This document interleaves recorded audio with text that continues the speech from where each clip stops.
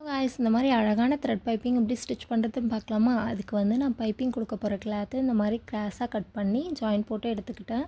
அதில் ஒரு சைட் மட்டும் இந்த மாதிரி குட்டியாக மடித்து ஸ்டிச்சஸ் போட்டு எடுத்துக்கிட்டேன். இதை வந்து நம்ம இந்த பைப்பிங் கொடுக்க போகிற அந்த நெக்கில் வந்து ஸ்டிச் பண்ணி எடுத்துக்கலாம்.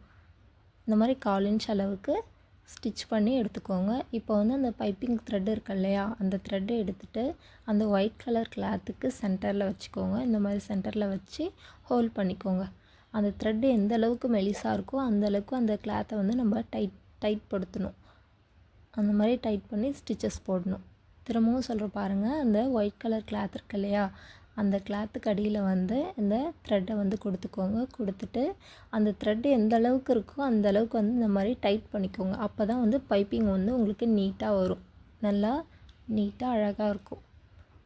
அந்த மாதிரி ஃபுல்லாகவே ஸ்டிச் பண்ணிக்கோங்க. ஸ்டிச்சஸும் வந்து பார்த்திங்கன்னா அந்த பைப்பிங்க்கும் ப்ளவுஸுக்கும் சென்டரில் வந்து இருக்கணும்.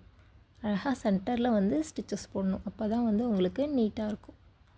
இப்போ பாருங்கள் எந்த அளவுக்கு நீட்டாக இருக்குன்னு சொல்லிவிட்டு. Thank you all.